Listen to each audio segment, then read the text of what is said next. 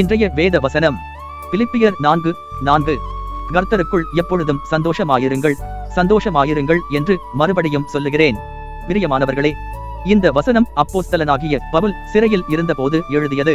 துன்பமான சூழ்நிலையிலும் ஒருவரால் எப்படி மகிழ்ச்சியாக இருக்க முடியும் என்பதற்கு இந்த வசனம் ஒரு சிறந்த வழிகாட்டி. நம்முடைய சந்தோஷம் நம்மிடம் உள்ள பணத்தையோ புகழையோ அல்லது வெளிச்சூழ்நிலையையோ பொறுத்தது அல்ல, அது மாறாத கர்த்தரை சார்ந்தது.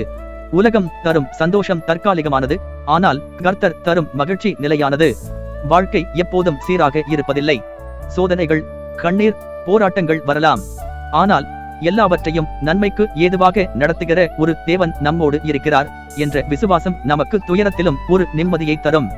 மறுபடியும் சொல்லுகிறேன் என்று பவுல் இந்த வார்த்தையை அழுத்திச் சொல்கிறார். ஏனெனில் மனித இயல்பாகவே நாம் கவலைப்பட தூண்டப்படுவோம். அந்த நேரங்களில் விழிப்புணர்வோடு நாம் கர்த்தரை துதிக்க வேண்டும் என்பதை இந்த வசனம் நினைவூட்டுகிறது.